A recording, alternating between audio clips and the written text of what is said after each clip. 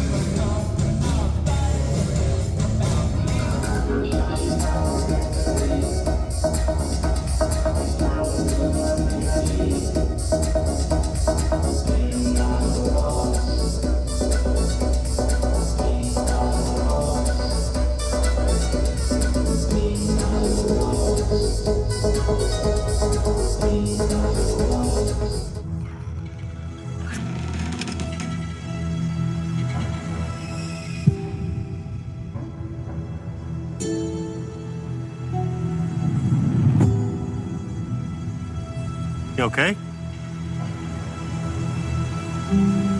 Yeah. This is where we live. What's that? The fence. What's inside? People. What's outside?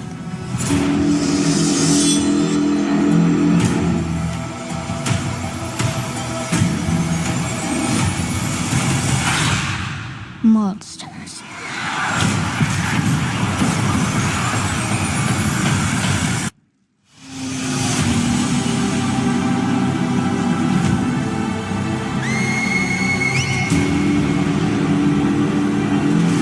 By the time the sun comes up tomorrow, there's a very good chance you'll be dead. You're gonna lose.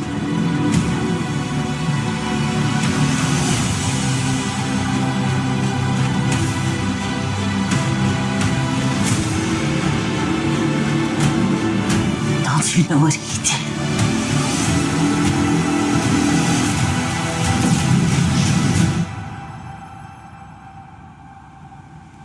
You swore.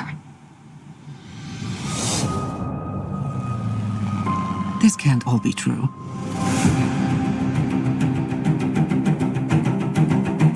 Every word. CIA Black Vault break-in. Am I reading this correctly?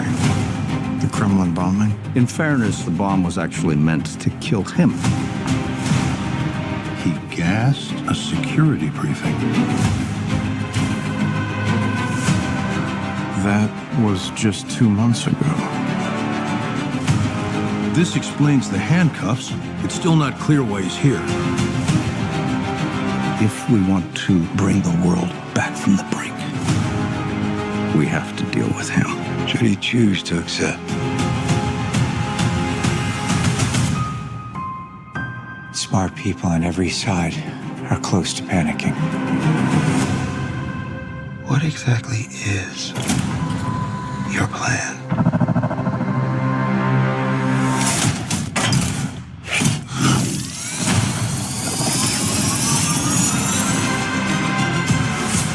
Your team has been betrayed, Ethan. All your secrets compromised. Everything you are, everything you've done, has come to this. You gave him an aircraft carrier? Our lives are the sum of our choices. This was your calling, your destiny. I have no regrets. Neither should you.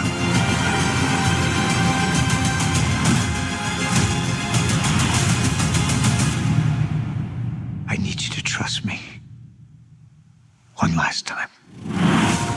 We've been through a lot to get to this point, but now we're finally on the same page. We may have settled things in the valley, but now we have to be ready for whatever the world throws at us.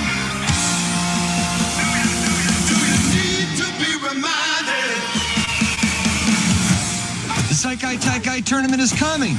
Now is not the time to puss out. You're gonna fight the best in the world. Do I want to know what that's for? Training, Rocky IV style. Gonna chop down a tree carried through the snow. Now what could possibly go wrong? No matter what life throws at you, you gotta stay on your feet. Our strength is we teach both styles equally. Don't jeopardize that balance, man. Since when do I run shit by you? Since we have no idea what we're up against. Only through pain does a champion reveal himself. Yes, Sensei! It's one thing to be the best in town, it's another to be the best in the world. Just means I'm gonna have to beat Robbie again. I thought you were Miyagi-Do now. You think things are better because now I'm training in your dad's backyard? I think we have our strongest team. I think they can handle anything. Bitch, don't you know I know karate?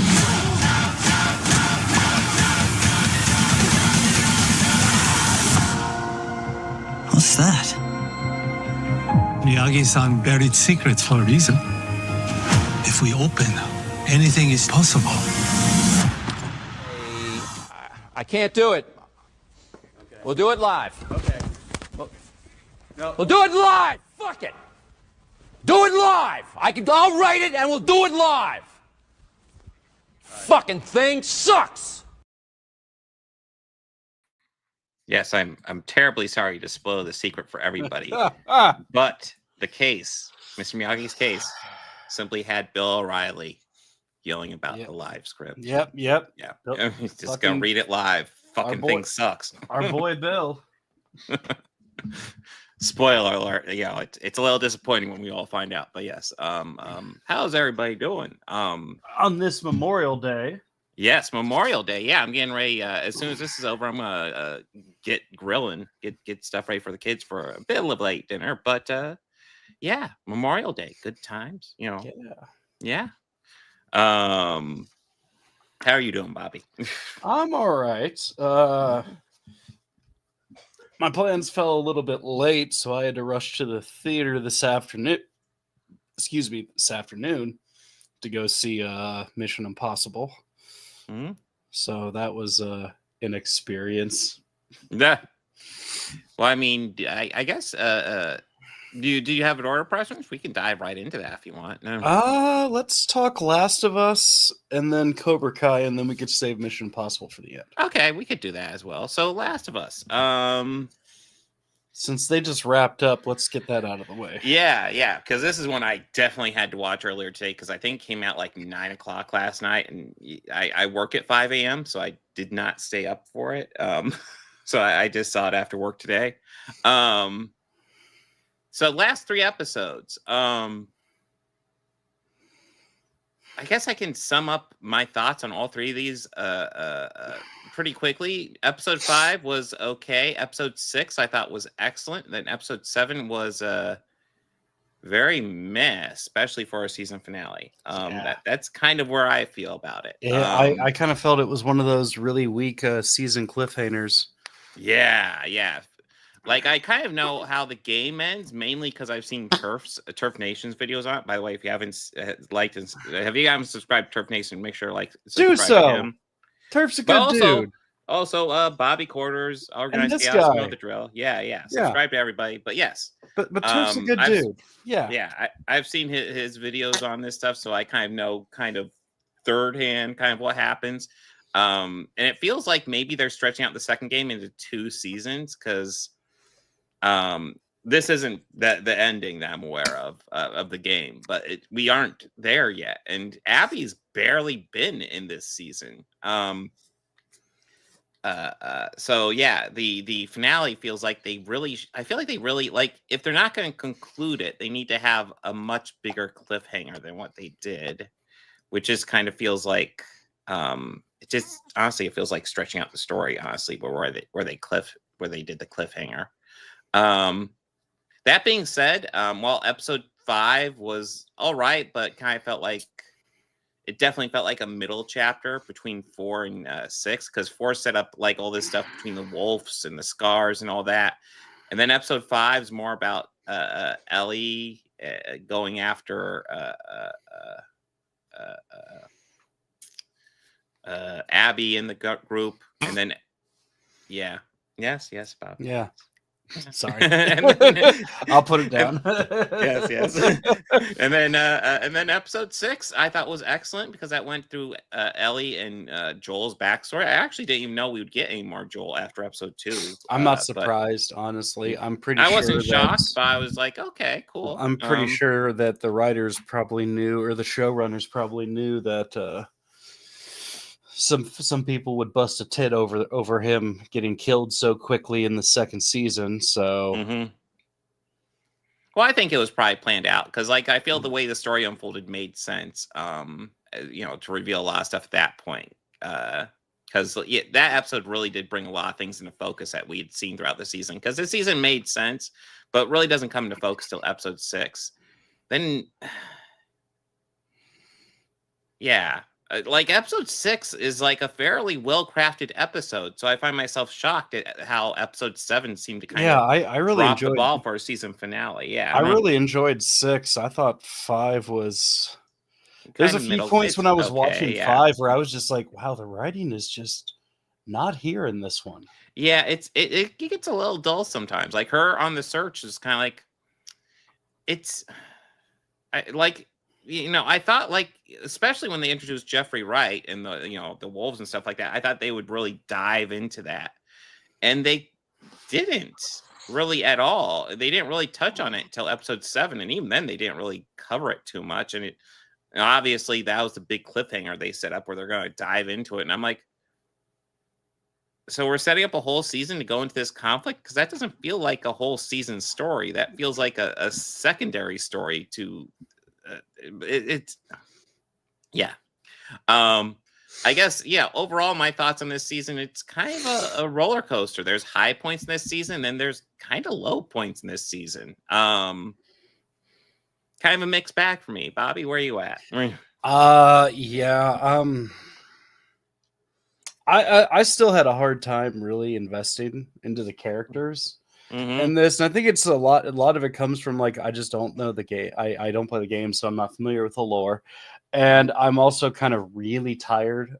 I feel this whole, like, I feel it's trying to copy Walking Dead, especially cinematically, a lot. Like, I see a lot of some familiar, like, style shooting and how they're framing a lot.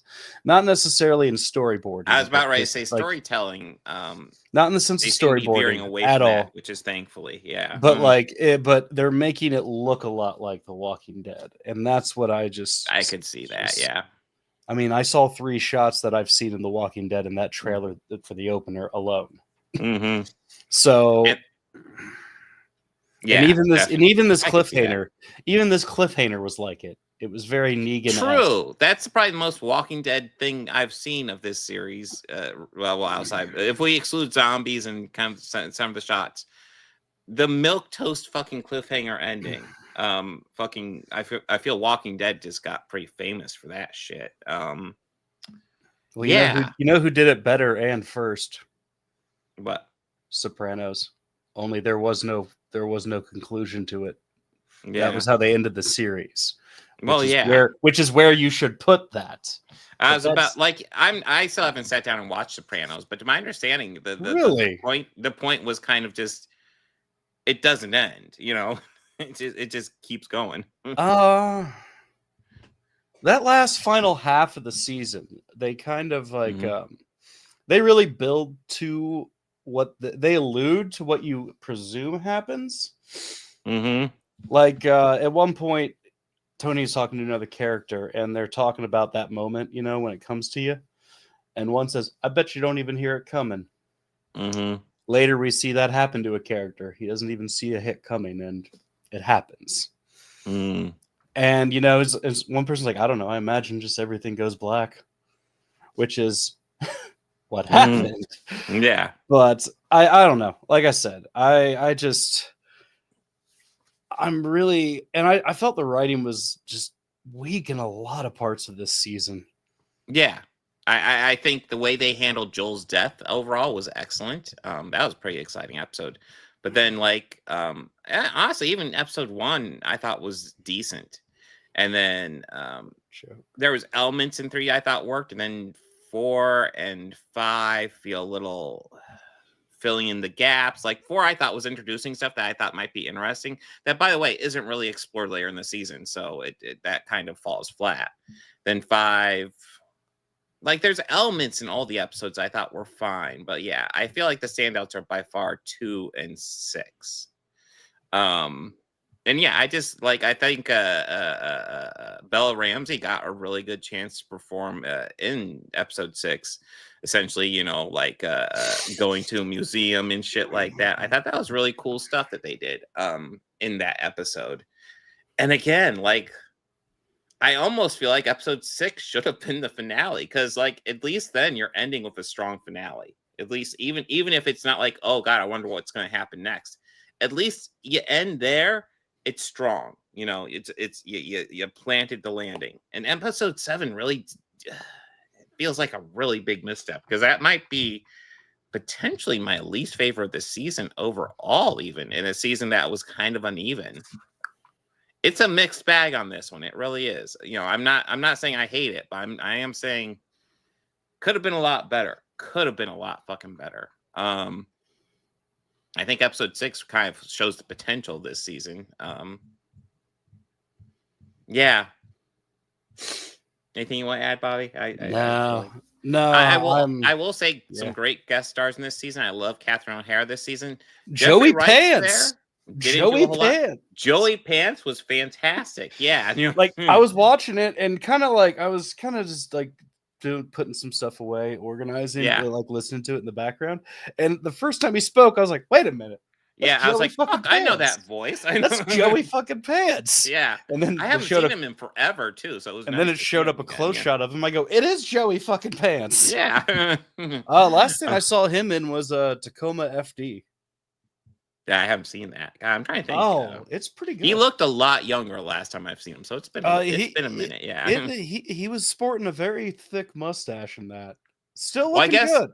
I guess technically last time I saw him was Pluto Nash, but that's almost certainly not the most recent time I've seen him. Yeah, and let's see. Before that, I saw him in the Chucky series, which that would have been 20. That wouldn't have been too long ago. 2022, the latest season. That's a franchise I wouldn't mind diving more into. I'm down for that. That whole series is pretty cool, and I got to give props to the writer and the creator of the first one. He's spearheaded the whole thing. He's written everything in the canon. So like, yeah, Don Mancini's cool in my book. Yeah, but yeah, I guess outside of cool guest stars and a couple of really solid episodes. And I think I will say I think this season has a good idea for a storyline, but they aren't it feels kind of half-ass. I think I think they were trying to play it safe with this season. And I know this season. And I'll say this: Ellie's decisions a lot in this season really kind of pissed me off. Like, she did some stupid things. Yeah. Some absolutely stupid things. Yeah. Like, it was there's a lot here. I'm like, and I mean, if they're trying to do it to like emphasize that, you know, she wasn't ready to be on her own and that she still needed to learn more from Joel and she needs to grow as a person in the story, then I mean, they didn't need to hit the nail on the head so many fucking times as they did. It kind of just got to the point where it just started pissing me off.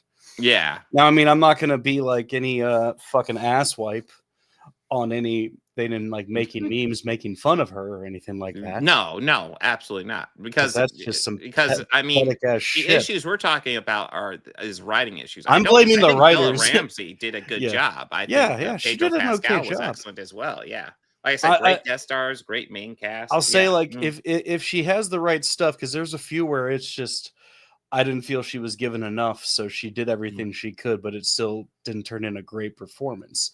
Doesn't mean I'm gonna hate on her for an actress. Hey, every actor sometimes turns in a bad performance. True. That's just fact. But yeah, look at Jay Moore and like everything he's done. Yeah. I'm just kidding.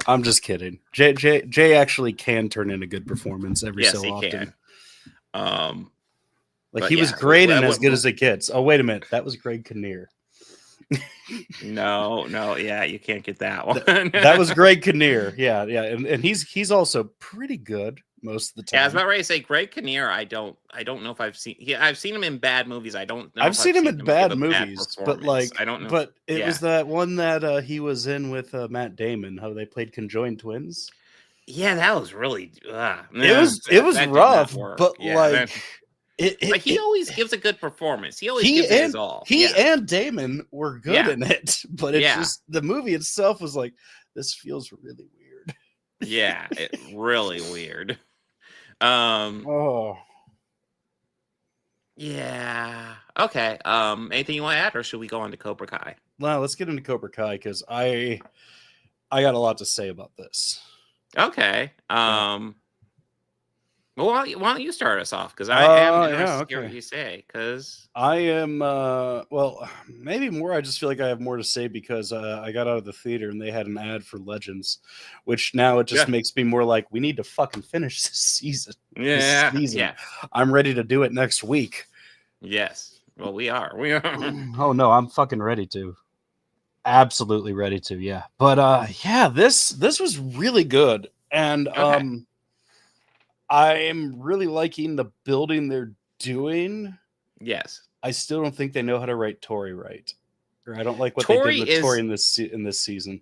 Yeah, Tori, it felt like they for the most part, I think this season's kind of getting it right. And I think it's mainly because they knew this was the final season, so they don't have to fake all these conflicts that constantly drag out the show. Essentially, they had natural ones, even with between Sam and Tori, and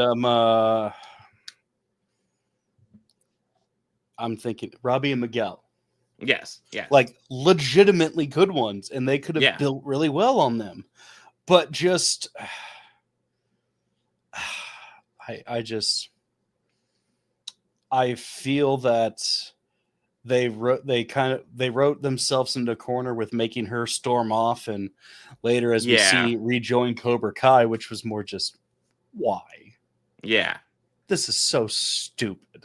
Like I kind of get her loyalty to Kreese, but there's a point where you have to draw the line, right? Like he's an escaped fugitive, and I did think I will say I think their excuse for why Kreese is not like in jail right now. It was weak as fuck when we seriously like what? Like, I'm an old man, and they decide not to go after me. It's like wait! You violently escaped from prison. beat the shit out of guard and escaped. Like just to make just to have kids compete in a karate tournament. Yes. Like just a little bit. Like, come the fuck on. Can we just I would have bought Silver buying his way out and buying a judge and all of that. Yes. More than that. Nothing against Kreese or anything. Like I'm happy he's back more in this season. Yes. And we get to dive more into his fucking lunacy. Well, I do feel like the conflict between him and Johnny kind of has to be what we wrap up the series on, right? It has to be. Gotta be it. Yeah. After his vision quest. Yeah. Which I really liked that episode. Yeah. I mean, that's the thing. So like I feel like in the rewatch, like I remember when I was first watching a lot of this series, I was just really getting disappointed with every season. I feel like with the rewatch, I've been able to embrace the flat out cheesy aspect because the first season was just really solid, and nothing has compared to that in my opinion. There's some silliness. It's entertaining. Yeah, I really couldn't. That really started to drive me crazy last season. It annoyed me, but in the last season, it really did. But how like Cobra Kai itself kind of became its own character within the world. Oh, Cobra Kai is bad, but you know what Cobra Kai does to people. It's like, Jesus Christ, just what? What? And it seemed like at times very after school special, even like Cobra Kai was drugs. Like, and I will say to a degree, I kind of miss the idea kind of set up in the first season again, because I like the idea of Johnny kind of finding himself in Cobra Kai and like rediscovering himself.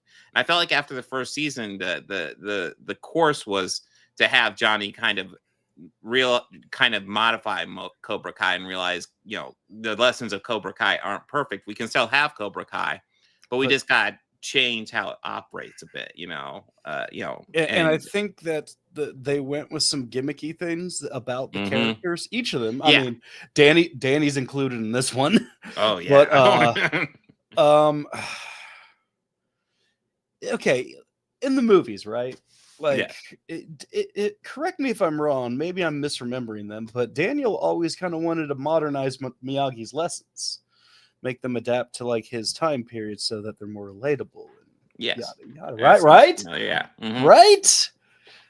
But I mean, okay, I can get with even Miyagi living with him, or like and him still being very close with them over all these years. Yeah, I'm just surprised that Hilary Swank hasn't came up at all in this entire series. Which, I'm actually kind of surprised about that one. Of all the guest stars they dug up, they cut that like there's some ones that have been impressive, impressive guest stars. I mean, Hilary Swank, I know is like probably would be one of the bigger ones to dig up, but like at the same time, you know, I haven't seen her starring in anything. You could probably get her to pop up in an episode or two, just like Elizabeth Shue. Yeah. Like even with I figured Elizabeth Shue would when because I hadn't seen any of it, but like when we start rewatching, I'm like, well, she's been on The Boys. She was absolutely going to appear, and that was great closure for that character. That closed that chapter for both of them, and it was great.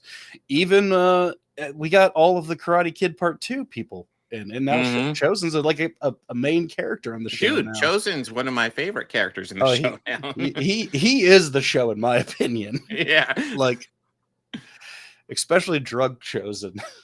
Yeah, it was a bit much, but yeah, it was also kind of entertaining. I don't know. Chosen, I love Chosen. Well, yeah, but I just the things that I will get back on track. The things that they really leaned hard on with Johnny is like, kind of like he's the caveman in the modern world sort of thing. Yeah. And I mean, yeah, sure, that was really funny in the first season. Like, parts of it were really funny. Oh, yeah. Even when he's saying things and the kids going, you can't say that. What do you mean I can't say that? I just did. And just that was great. But even at the end of the season 1, like you said, we saw him evolve more from where he was at the beginning, which is how you progress a character in these things. And it just seemed like he kind of like half regressed and stayed that way. And they've done this with Macchio's character the past season and a half. Yeah. Where he's just like the tradition. Yeah. Or the balance. Mm-hmm. And I mean, he started to kind of unhinge it a little with not crease, but the silver stuff, which great, fucking love that. But yeah, and just right back to where it was, and like no growth, no nothing. Yeah, So that's the it thing. makes, Like, I feel like we got great character growth in season 1, and then since then it's just been getting kind of like cheesy fun at its best. Yeah. But I mean, I'm still enjoying it. But yeah, no, I thoroughly enjoyed this season, and to a degree, I do feel like a little bit this season we're seeing a little bit of at least emotional growth from Johnny, which I do appreciate. Not a whole lot from Daniel, unfortunately, but no, and I mean, he has the most. Yeah, that should be. Now, I mean, with the kids though, there's a lot of great stuff, but like I said, I feel like they just don't know what to. They still don't know what to do with Tori as on the good guy's side. I actually kind of like, I like that they turned Robbie and Miguel into friends, but their conflict feels kind of natural because, Miguel really wanted to be team captain, but Robbie was just doing a bit better that day. And Robbie was, like he said, he's tired of being in second. And even the whole montage is like, yeah, you're right. At the end of every season, he always gets beat. Mm-hmm. And and even I forgot about how Hawk defeated him. I forgot about that. Yeah, completely. that was shocking. Yeah, that one I was like, I was like expecting Hawk. I was like, that one. Well, no, but even when it happened, I remember even like watching it for this current season. I was like, oh, that's right, Hawk did kick his ass. Yeah, that's right, Hawk did whoop that ass. Mm-hmm. Oh, but their character, it sounds natural, and even with Sam and Tori, they have the natural conflict. That should exist, and it makes Tori stuff sense. Does feel very forced, though. Like it really just seems like it's out of nowhere. Yeah, well, I mean, I get it for the added conflict. Yeah, they had her mom die, which fucking traumatic as fuck. But like, because her mom dies, she immediately runs over to Kreese and joins Cobra Kai and ghosts Robbie. And it's like, okay, I get it. She's going through stuff and has to figure it out. But is this really the path she wanted to? It didn't feel like remotely the path she was on. Yeah. In that instance, when they found out her mom died and she was on the mat, what would have been your call? In the fight, or let it go on? I was actually leaning towards what Johnny was saying. Maybe a reset, but I was too. But hey, as he said, when you're dealing with working grief, it out. Yeah, when you're dealing with grief, people have different ways to work it out, and you kind of have to let that happen. If it goes for too long, you maybe have to stop it. But the initial grief, let them work it out. Let them work it out. Yeah, no, I also agreed with Johnny on that one. I was like, no. That's also when this season I do get really started to piss me off. I do get pausing the fight and saying, okay, maybe reset. Let's reassess. But like, if she wants to keep on going, like, let's do this. Yeah. No, I was actually on Johnny's side for that one. I was completely on Johnny's side on that one. Yeah. I did not expect old girl to poison that kid's water or drug his water.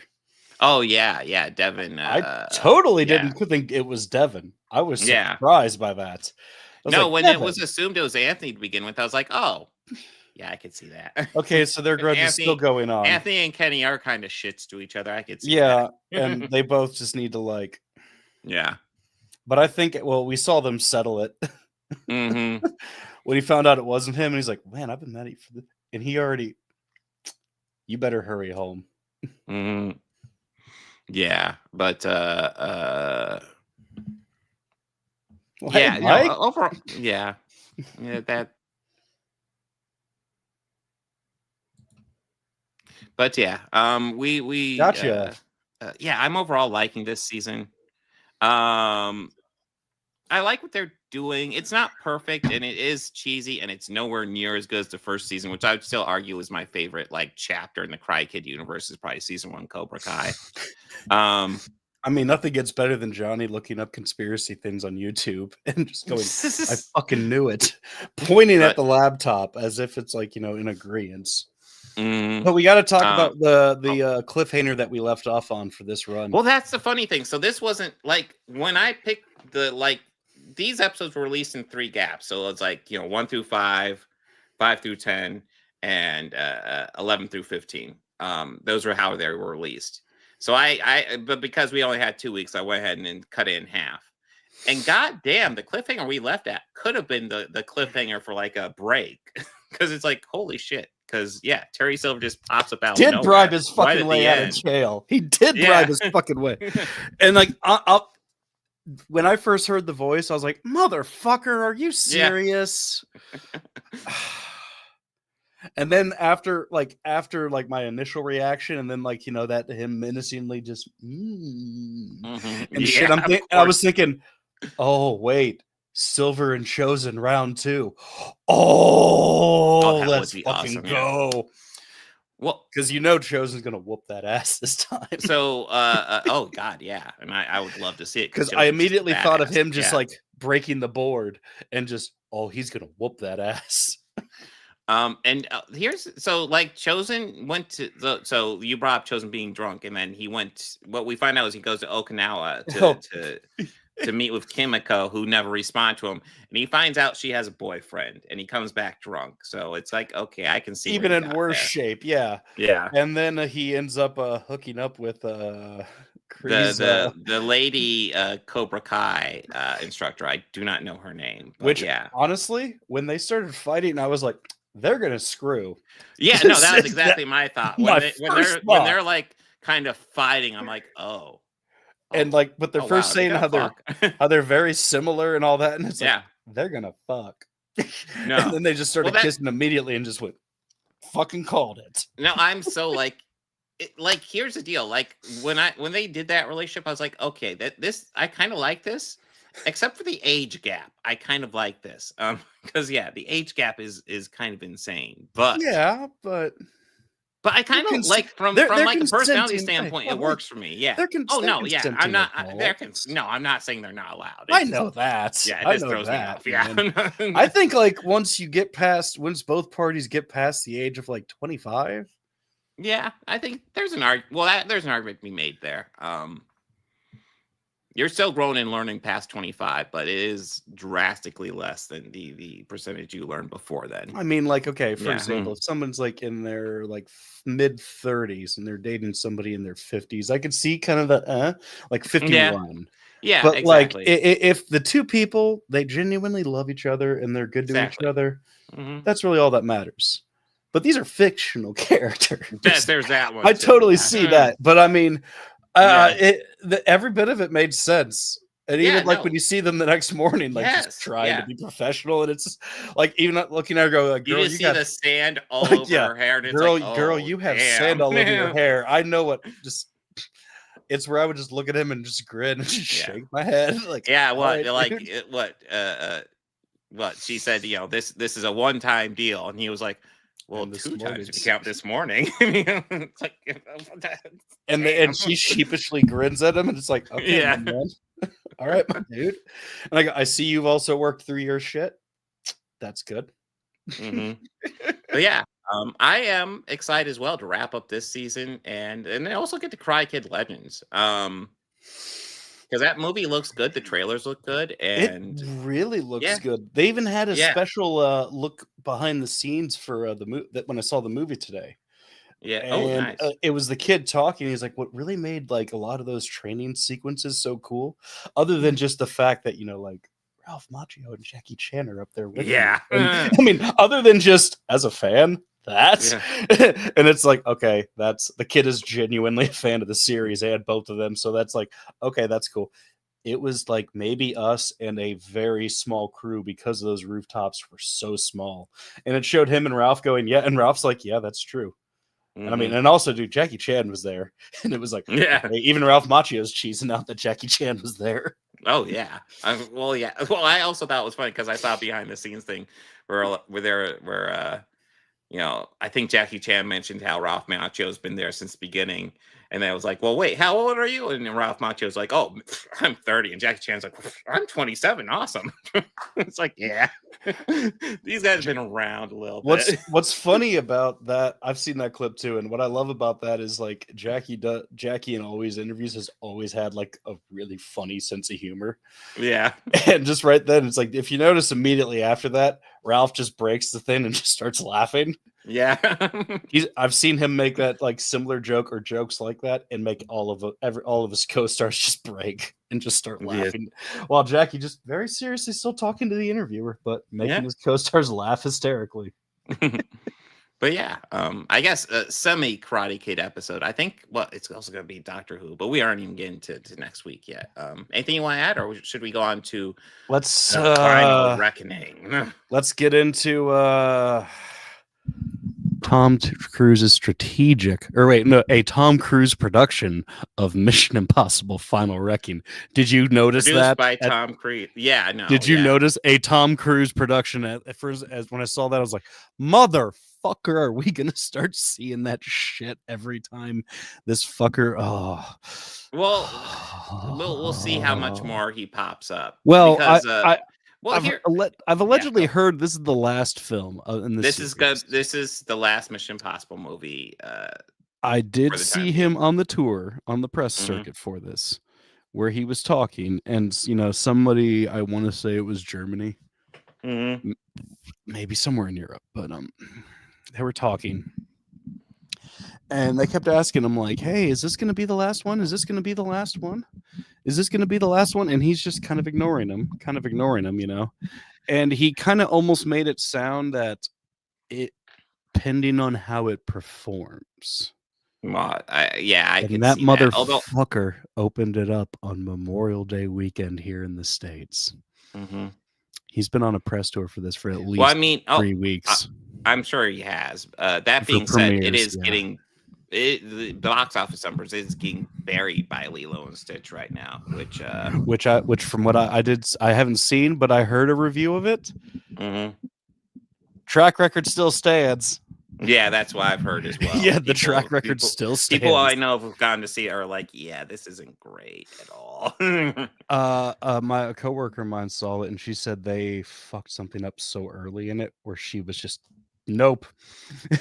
and I was like, well, important question. How did the kid like it? Oh, she loved it. She didn't care. But nope. And this is like someone who a self-proclaimed Disney adult. Yeah. I have seen 3 separate Mickey purses that she owns. I can confirm. Well, she has one that is a taco. I'll go ahead and dive into my thoughts on this movie. I think this is a well-made, decently done movie. And you want to know what I thought the weakest part of this movie was? Tom Cruise production? Just Tom Cruise in general. Just Tom Cruise and the Ethan Hunt love. I'm so happy. I'm so happy that scene where he is like on the airplane, and we get that shot of all of his skin just like blowing in the wind. Could you tell it was a wig? Because I can. No. I can tell it was a wig. Well, no. Do you want to know? It's even that shot it was even in that shot that you put in the intro. That exact shot. Looking at it, know what was wild? Like, did he do the thank you before the movie? Yes, you mean where he mentioned seeing it in the theater 5 times? Yeah. Well, you want to know what's wild? He looks way older in that intro than he does in the actual movie. Right. Yeah. And I was just like. And I hate to say shit like this, but it's like, so to film the movie, I guess he got shot up with Botox, I assume, because like that's noticeable. It is fucking noticeable. Maybe they CGI'd his face. I don't know. It did look a little weird when he was underwater. Yeah. Like I thought that was CGI, and I mean, like I said, it was Memorial Day weekend, and like I had texted you, I was in like a practically sold out big theater. No, our theater was packed as well. I had to go for the 3rd row. So for the box office not being massive, I'm surprised how packed the theaters were. I'll admit though, there was sometimes where, I'll tell this a little bit later, but there was some moments where like I could tell that we're put there for a laugh, and like maybe 2 or 3 people laughed. Yeah. And I mean, that happened a couple of times, and it made me laugh because nobody was laughing at a moment that was supposed to be funny. So I found that funny. Well, like I said, like watching this, like this movie in particular really made me highlight how like all these movies, like I typically like Ethan's teams. I typically like usually there's cool stunt pieces, there's all these cool elements. And typically one of the least cool ones is kind of Tom Cruise himself. And everybody wants to talk about how awesome Ethan is in this franchise. And you want to know what really drove me nuts, especially watching this one? Because Ethan, I won't even consider the big hero of this one. It was fucking Luther that saved the fucking day. Yeah. Like fucking Luther, who, spoilers, it's like Act 1. Luther dies at the beginning, which I get that because, he's like the other character besides Ethan who's been in every single one of these movies. But in death, he thinks of a way to completely annihilate the entity. And they just have to follow his plan to do it. Yeah. And I'm like, and everybody, even Luther in his dying breath is like, Ethan, you're such a great hero. I know you can do this. And I'm like, motherfucker, Luther is the fucking hero of this goddamn movie. Why is everybody praising Ethan for doing stuff? I believe one thing that Luther said in either the first or the second one was that he is the man in the know. Yes. And he said it. I can't deliver it like Ving Rhames, but he said it cold and calculated and confident. Yes. No, and that's the thing. He very much was throughout all of it. Yeah. And even in this one, Simon Pegg, I think, did more than he has in the past few. Ever since his first movie. Mm-hmm. I mean, that's the thing. So those have become kind of like his two big co-stars in these movies, Luther and Benji. Both characters I like way more than Ethan. I find more engaging and entertaining in Ethan. I like Grace more than Ethan. And the other thing this movie reminded me of, and it might sound weird to say this because I will say I enjoyed this, but I'm also kind of happy it's over. I didn't hate watching this, but it does kind of drive me insane as well. The other thing this movie reminded me of is because it brought up Mission Impossible 3 and the rabbit's foot. It reminded me of fucking Philip Seymour Hoffman's villain in that movie. Oh my fucking god! They haven't been able to touch a villain that when cool you compare, well, I mean, and nothing against the actor who portrayed Gabriel. Fucking S.A. Morales. Yeah, yes, he's good. He's good. Plenty of good actors, but he's great in this. God, yeah. But I'll get back to Gabriel though. But I mean, yeah, showing that whole thing, and as soon as that happens, man, I want to go home and watch that scene again because, dude, Philip Seymour Hoffman. And I'm happy that it wasn't. If you notice, that scene, they showed a bit more of him than they did every other film, and clips of other films, other than the famous knife shot, which is still looks really cool on the big screen. I hate to say it, it looks really cool, but I also never knew that was a folding knife. I always thought it was a full straight combat blade. That I was surprised about. I think we might see it get unfold in the first one. No, I'm pretty sure I'm pretty sure. Well, you see, that's right. So you mean to tell me within that whole time when he kills that fucking rat, right. Yeah, that he lets it go, or just you're right. Yeah, because I was thinking it was Ethan's knife, but it wasn't. It was Kittredge. Not Kittredge. No, it was I'm bravehearting on the actor's name. I definitely will come up with the character. Leon. Yeah, well, yeah, Leon the Professional. Yes. It was Leon God, what is the actor's name? Oh my God, is it John Reno? John Reno. Yes. John Reno. Yeah. Fucking great actor. I was so unhappy that he's the bad guy because I really wanted him in more of these movies, but also, dude, he was the bad guy. Yeah. Dude, when he's putting together his team, it's here's John Reno and Ving Rhames in the first one. I'm like, fuck yeah, that's a hell of a team. Hell yes. And then it's shit, he's the bad guy. Shit, he's the bad guy. Fuck yeah. Mm-hmm. And to a degree, I kind of like how the first one is kind of you don't know who the good guys or bad guys are at all in that movie. There's a point where you're wondering if Luther's the bad guy because he doesn't have all this history behind it. Yeah, like again, like I like Ethan's teams. Ethan is just kind of bland action hero, man. I don't know how to describe him. Like, there's not much of a character to him, even I feel. He's just. I'm gonna take it to do the most extreme thing. Mm-hmm. I mean, and I get it. It's Mission Impossible. That's the whole gimmick of the idea and everything. But I mean, I can't fucking believe there's how many of these now? This 10? is the eighth and hopefully last. Eight of these goddamn things. Like, yes, I mean, and I they would never do this, but I was also thinking, Christ, Tom Cruise looks old in that picture that you have up there. Yeah, he does. Well, I was also thinking, what would have really made me more excited for this movie and really kind of up the stakes? Instead of killing off Rebecca Ferguson's character, who was another character I like more than Ethan, kill off Ethan at the end of the last one.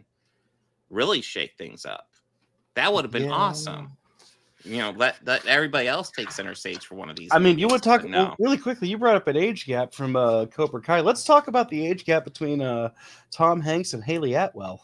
Tom Cruise and Haley. Yeah. Yes, well, I mean, yes. I'm glad they didn't Hanks. pursue the relationship aspect, but they were hinting at heavily. And I was just like, oh, don't do that. No. They have like I can't stress this enough. They have no chemistry. Like, I can bring up the age cap and Cobra Kai all I want. Those two had fucking chemistry. Yeah, they had the chemistry, so it worked.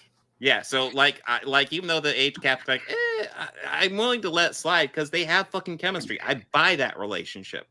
The Grace all of a sudden like cuddling up with Ethan in that fucking decompression chamber. I was like, no. Is that any good? Like, would that like?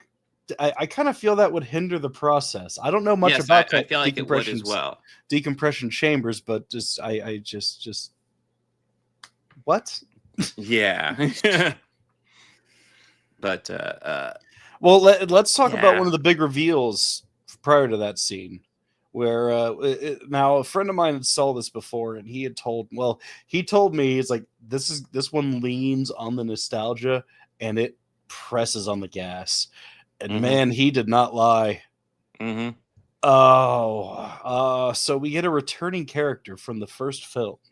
Yes. Let's see. He's not. He's not in top. I doubt he'd be in the top. I want to think. Oh, there he is, William Donlow.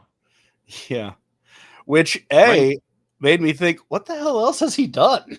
Yeah, no. When he popped up, I was like, God, that face is familiar. Who the hell is that guy? I was like, okay, so he's just a mountaineer. Holy shit, it's that guy. Yeah, it's I'll admit, Coder dude. The one moment that did make me just go, holy shit, like just, and that was one that genuinely surprised me. I'll say that was the one that really got me genuinely surprised. Now with the cast, I was very pleased with like everyone. So when Nick Offerman went out and asked that army for his sidearm, yes, I was like, oh fuck. Did that turn out the way you thought it would? No, not at all. Not at all. I assumed like after Angela Bassett, who's the president, made her call, he was going to pull the gun on her and say, no, we're firing. That is exactly what I thought was going to happen. And I kind of like the twist. I kind of like how they played that, And I love that aspect of it. Yeah. And instead it was one of her Secret Service men, and said, no, he just fucking domed him. Yeah, and he suddenly pulls the gun in to protect her, even though he is one of her vocal like opposition dissenters. Saying no, President, we shouldn't do this because just to give people a bit more setup. I don't know. I guess my recommendation would be if you want to watch this, stream it. But yeah, the entity is taking over. The world is taking over nuclear arsenals, and their plan is the U.S. will be the last one conquered. Before the entity can take over the U.S. Nuclear arsenal, we're going to destroy everybody else's nuclear arsenal with our bombs. And the president at the last minute says, no, we're not. We're going to shut down our nuclear arsenal so the entity can't get into them. Which I'm not going to lie. Part of me was like, wait, that was an option? Why haven't other countries been doing that? The fuck? Yeah, so what the AI that Tom Cruise was fighting in the first one, he at one point plugs into it and discovers that what it wants to do. And what it wants to do is to set off nukes and blow everything up, every country's nukes, and do it. And we slowly see it start to take over all the country, everyone's nukes. Like it's like what? It's who were the nuclear powers? It was Britain, France, Yeah, Russia. It was the last four. It was Britain, China, Russia, and the United States. All the ones that they showed on the map. That's right. It's the main four. Those are the big ones. Yeah. And then Britain went down first. And I want to say it was China, Russia. France went down. France went down first. France went down first. Yeah, that would have been super early. I don't remember France being on the list. So, but yeah. Or no, you're right. It was Britain. Yeah, but there was the captain of the submarine. I kind of liked him. I kind of wish he had a bit more of a role. But, I did like him. First as he worked. What the hell are you doing here? Just no questions, because they were on a super top secret mission, so like nobody knows they're there. Yeah. Even though like the divers talking, what was your plan? What was going to be your plan if we didn't save you? Yeah. I'm trying to think what like I said, I like a lot of the cast. Tom Cruise is just kind of there throughout all these movies. Really, he's like the action hero man. It's kind of bland. Like I kind of like. Well, one thing I really liked about this, how with Gabriel, we didn't get him till the end. Like the main bad guy. Yeah. We got him a little bit at the end of Act 1, but all of Act 2 he was not there, and we barely got him just at the tail end of Act 3. Yeah. And it was just, I liked that. And even the end dogfight where Tom Cruise has proven that he's not an old man. Sure. Part 4. Yeah. Because it's been about the past 4 where he's been doing those stunts, right? I want to say it was Rogue's Nation that made a big deal about him hanging onto the side of the plane. So ever since then, it was at the building. What was the building? Was that 4? Oh, that's right. That was 4. So maybe the past 5 of these. Yeah, past 5. So yeah, Tom Cruise proving he's not an old man. Part 5. Yeah.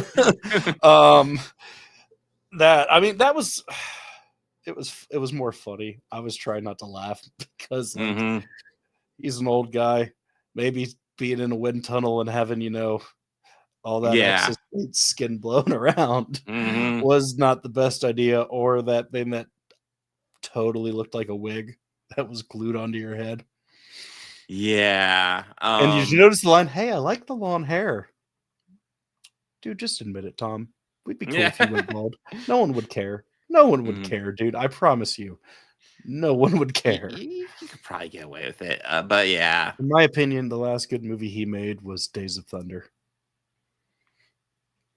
But like I said, I don't even know if I could. I enjoyed this movie. Like I said, for me, the weak part is Tom Cruise. I agree. I wish he took a step back from this one. Overall, I enjoyed this one, but yeah, I just this one really I've been feeling it with the other ones, because occasionally there'll be a moment where it's like, Ethan's so great, but like this one really kind of rubbed it in a lot, and I was just like. He has a great team behind him, which is part of why he's able to get stuff done. He does stunt work, and I'm sorry, someone else can do stunt work. And yeah, just thought about how he saved the day. Luther fucking saved the day. I'm sorry. Luther did this. And even at the end of this one, Kittredge realized he was an asshole. Yes. I did kind of love that, like Tom just looking at him, and him just and hey, wow, good to see you. Hey, wow. Yes, happy Memorial Day. Boardwalk food sounds awesome. Yes, it does. Yeah, Boardwalk food sounds awesome. But yeah, this was fine, and I think when I say it's fine with a caveat, happy that these are over, because I just depending on how this one performs, man, we might get one more. It's not blowing up. It's not doing anything massive. Thank God. But yeah, the only way I'd want to see these movies continue is if Tom Cruise took a step back, and I know he's not going to do that. So it's like, okay, let's wrap it up, because I think Christopher McQuarrie does a good job figuring out scripts that are insane but make sense. I think the action set pieces are cool. I'm sick of Tom Cruise at this point. Move on. I am too. Speaking of action set pieces, what did you think of the submarine? God damn it. That was the one that kind of drove me nuts, because I felt like Tom Cruise was just in his underwear. And then, like, okay, so he has to take the air tank because it's on his back, and he has to fit in the torpedo tube, so he has to take it off his back. So to take it off his back, he strips to his underwear again? You don't have to fucking do that, bro. Wear some fucking clothes. They're in the bottom of the ocean. It made no fucking sense. I'm sorry. Like that, I think that scene would have worked fine, but it just felt completely unnecessary to do that. It's been a while since I've had like a physics class or anything. Oh, Nathan's hot dogs. Oh, those are amazing. Oh yeah. No, I had them growing up because I have my great uncle. He lives in Albany, New York. So yeah, it's always Nathan's whenever we for hot dogs. Always. They are a big seller at the store. So yeah. I think the only thing it probably does better is Cons, but that's just because of the area. Well, yeah. I mean, I will say, state, I might be kind of a traitor here, but between the two, I would go with Nathan's every time. Oh yeah, Nathan's hot dogs, absolutely. Yeah. Yeah. Well, I mean, Cons potato chips, they have the corner market for that. In our state, at least, because they're made here.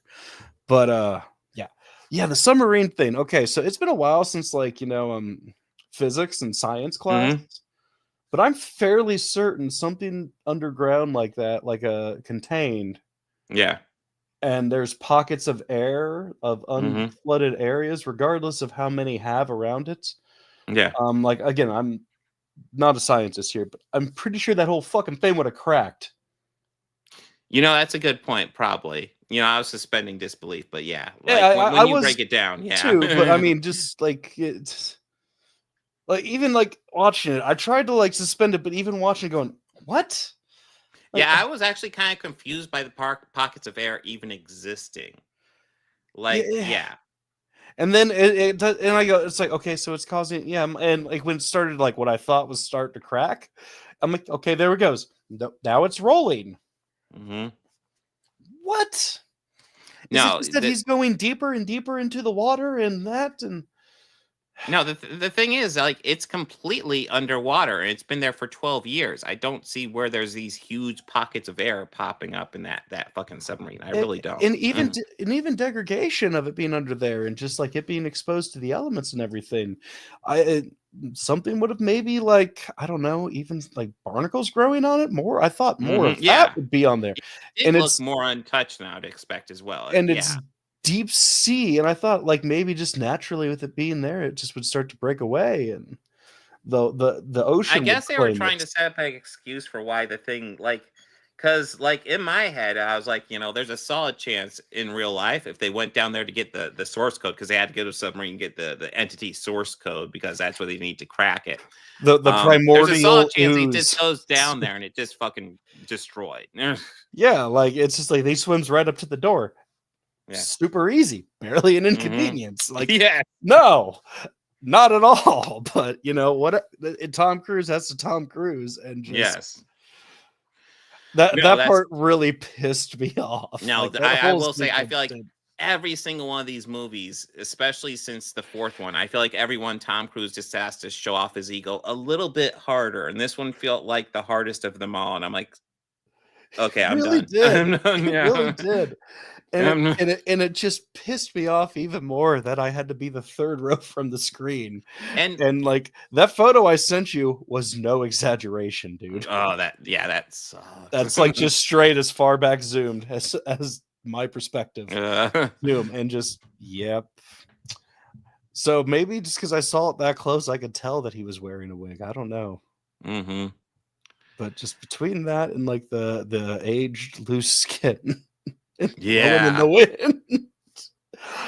Like there was a parent next to me who like took like his boys and stuff. Like he looked over at me a few times while I was laughing at that. And I went, I'm sorry, just his face. Yeah. He's too old to be doing this stunt. He really is. And I mean, imagine like Clint Eastwood doing that. No, it really feels like oh man, Grandpa, Tom Cruise isn't going to back away. So I feel like if this one wraps up, okay, cool, let's wrap. There's only one Tom I cannot handle his ego getting any bigger for the ninth one. Oh my God, God, no. God no. His ego's so big it tanked a franchise. I'm never ever right when it started ever, too, like before right it at the before gate. no Yeah. before it even fucking went to Remember that fucking Fuck Monster him. Universe photo with fucking Tom Cruise and fucking Johnny Depp and fucking Javier Bardem as Frankenstein? It's like, that is never fucking happening. Okay, cool. And they lean so fucking hard into this being like the Iron Man of it.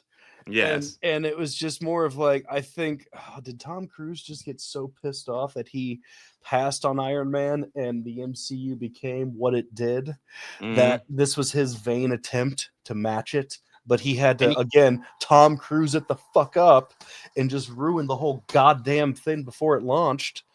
Well, you know what? I think him passing on Iron Man was probably the best thing that could have thank happened for God the he MCU. passed on Iron Man. Oh God, could you even imagine? Could you imagine his ego just taking over the entire MCU like it's doing with this franchise? It's like, no, fuck off. No. Think about it. Like, instead of like a million cranes, it'd just be a million Tom Cruises. Oh God. Oh Jesus. And yeah, Robert Downey Jr. knew when to walk away, and yeah, he's coming back, but it's a completely different character, and we'll see how he plays it. And he's a good fucking actor too. And So. let's think about this. Has Downey ever played the villain? Oppenheimer. Yeah, he was a piece of shit in Oppenheimer. As far as like not I mean, like, not like that, but like you mean more like an action movie villain? I don't know. Like Charles Dance level villain. Yeah, and I've never seen that, but no. I think he could. The actor Charles Dance. Yeah, Yeah, no, I Tywin get what you're Lannister. saying, yeah. But like him from like Last Action Hero, where he talks about shooting a man in cold blood. That you level know bad guy. A movie that everybody hates that I kind of love with Charles Dance as the villain, fucking Golden Child. That movie's fun. God, and Charles Dance, he is, and Eddie Murphy is just like doing his goofy Eddie Murphy thing, and Charles Dance is just the fucking cold blood villain, just doing the his whole fucking thing. Yeah, just straight faced. I love it. But he's really just trying not to laugh at that point. But he's doing a good job, man. He's playing it cold blooded, and Eddie Murphy is just cracking jokes every 2 seconds. Oh man, I love the dynamic between those two in that movie. It's been a while since I've seen that one, but yeah, maybe I'll throw it on the agenda sometime. Yeah. Maybe next time Eddie Murphy does something. But yeah, okay. I mean, there's still good ones that Eddie did, and like there's ones. I'm done talking about Mission Impossible. I'm done with it as well. Yeah, we could just chat about Eddie Murphy for a little bit. It was decent, but I'm glad it's over as well. I am too. Oh God, Yeah. I just but and like I said, I'd love to see he played the bad guy in without Shaggy Tom Dog? Cruise, but no. Downey. Oh, I've heard bad guy in about that. Shaggy People Dog? mentioned that. Yeah, I have not seen Shaggy. Wait, Dog, is so that I that? don't know. Is that like I want to say, Allen isn't that movie? the Tim Allen one where he yeah, becomes where a he was a dog? dog? Yeah. He was a dog. If he's gonna come back and reprise any of his roles, I want him to reprise his role from Back to School. That'd be awesome. I have made the joke with him like on the ground doing like the humping motion, being Yes. like, here's Tony Stark in college. He's Tony. It's funny, like I'm as I said that, I immediately thought of that exact scene, and then I thought about what Dangerfield Yeah, that is said to like him the classic afterwards. scene from. Oh, wait a minute. Oh, yeah, wait a Natural minute. Born Killer. Shit. Yeah. Yeah, that's right. He was kind of a piece of shit in Natural Born Killers. I wouldn't say he's kind of a piece of shit, kind of like an Oppenheimer in that one, but yeah. Okay. Yeah. There's more psycho. There's definitely more psycho in Natural Born Killers in him, but he is a piece of shit. Yeah. I mean, he got what he had coming to him in that one. Oh fuck yeah. So yeah, apparently in the Shaggy Dog, he is Dr. Kozak. So that does sound like a villain name. I'll give you that. That does sound evil as fuck. Shit, Danny Glover's in that too. Fuck. Okay. The Tim Allen movie. Yeah. Tim Allen movie where he becomes a dog. What was the score on this one?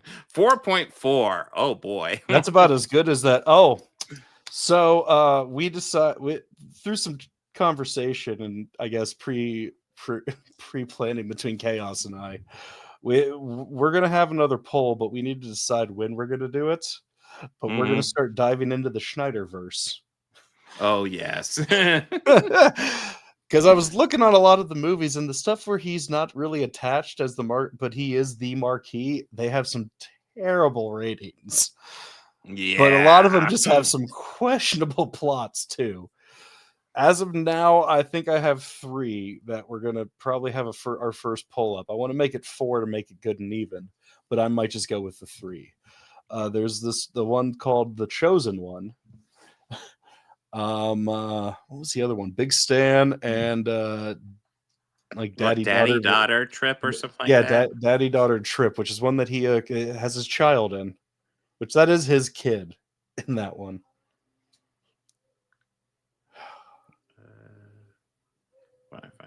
Yeah, okay, yeah, it's just Daddy-Daughter Trip. Okay. That one, and I brought up to Bobby in chat, that's the movie that is actually scored lower than the Critical Drinkers short film.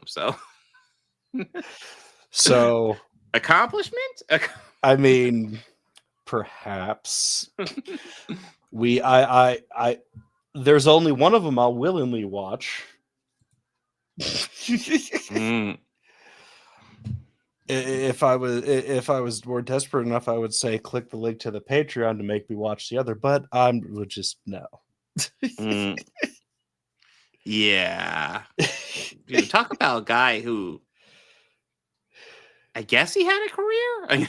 Well, what made me think of Rob Schneider is I think about all the movies where he first started cameoing in a bunch, like right around the time he was on SNL, and where he worked with Stallone twice, where he essentially played the same fucking character. What was the other one he did with Stallone? Demolition Man. That's right. Yeah, he said the fucking line. Brief role. He said the fucking line that is quoted the most from that movie. Oh, he doesn't know how to. He doesn't know how to use the seashells. Yes. Yeah. And it annoys me that such a guy like that who has such some pretty shitty hot takes. God, yes. But like let's watch some of his like works that we could tell that he put a lot of work into, and I wanted to make one of the criteria that he wrote and directed them. Does he have anything he wrote and directed? I think 2 of those movies on that list he wrote and directed. Oh fuck! Which is also why. Oh my god, that sounds awful. The Schneiderverse. Yes, we're going into the Rob Schneiderverse. Rob Schneider is a stapler. I'm thinking I might make an intro for it, and but since I don't want to let it be a strike, I'll probably be saying the Schneider stuff myself. Rob Schneider, the Schneiderverse. Yeah. Oh God. So we're going into the Schneiderverse. But if you guys have any suggestions of Rob Schneider, he has to be the lead. That is the criteria. Please leave them in the comments. Although I will add, if he wrote and directed it, that will give it bonus points. That will give it some bonus points. It's not a guarantee, but yeah. He can't be appearing in it. Like there is one that it looks that he's on the main advertising for it, but he's essentially playing like that Girls Gone Wild guy in it. I mean, starring other people, but he's top billed in it. I would say you can't do Demolition Man because that's not a big role, and that's a totally decent fucking movie. That is a decent movie, but if we're gonna get into Stallone, we're gonna get into like the really good Stallone, like Stop My Mom Will Shoot. I was about ready to say Judge Dredd kind of sucks, but it's not atrocious. But it also is so much better. Objectively, yes. Yeah. I mean, I don't believe in objective film opinions. Objectively, yes, it is better. But I mean, yes, mostly because he doesn't take the helmet off. Yes, and Carl Urban just fucking dedicates to it. He kills it. I don't know why he gets hate for that role, and like why he gets hate in general. He's good. He's awesome. Yeah. No, I've never seen Carl Urban do a bad job. No, he's been in bad stuff, but he always dedicates. I mean, fuck, he played fucking Cupid in the Hercules series, and he dedicated. Fuck, man. And I mean, he had to carry Kevin Sorbo, and that's like a task. Lucy Lawless had to bail him out so much, and she is just such a badass. Like, just I'm so happy she's called him out more recently, just because fuck him. It's just like, hey, I don't have to work with you anymore. Fuck off. She created the meme that's saying that your pronouns are has and been. Yes, that's her words. And that's just Lucy Lawless. Forever better than Kevin Sorbo. Forever better than Kevin Sorbo. Oh my goodness, yes. Yeah. So next week I have it on here. We're wrapping up Cobra Kai, not just season 6, but the entire series. And then we're going to see Karate Kid Legends. So we're doing kind of a Karate Kid episode, 2/3 a Karate Kid episode. And then we are wrapping up Doctor Who season 2, Shuri Gatwa season 2. So the 3rd season 2 of Doctor Who history. Yes. Doctor Who has a couple season 2s at this point. Yes. But we're not doing William Hartnell, and we're not doing David Tennant. So that's next week. Let's see. I don't know how much I'll be streaming this week, but I will be live on Saturday for my first solo stream. Comic book poll should already be up for that. That very likely will be next time I'll be live. I know Showcast will be on Wednesday. I probably won't be on it, but I don't know. If I am, I'll probably be on it with my daughter, seeing if she wants to come on. But I'm not guaranteeing anything. But yeah, that's kind of the agenda. And then we got next week already announced. All right, yeah. Anything you want to add, Bobby? No, I'm just I'm like writing the poll right now, so okay. So yes. No. Right. I'll have like I'm just gonna go with the 3. Yeah. We'll go with those. That'll be on the podcast channel under the post, guys. So yes. Make sure go there and like and subscribe while you're at it. Yes, if you haven't already. Now, let's see. When should we call this, or should we just later decide on that? When do we have an opening? I closed. You got July 28th reserved for it. We can stick with that. Oh, that's right. That is where I put it. Okay. Yes. July 28th. Okay, so we'll record. We'll do it with the 3rd Naked Gun and Fantastic Four First Steps.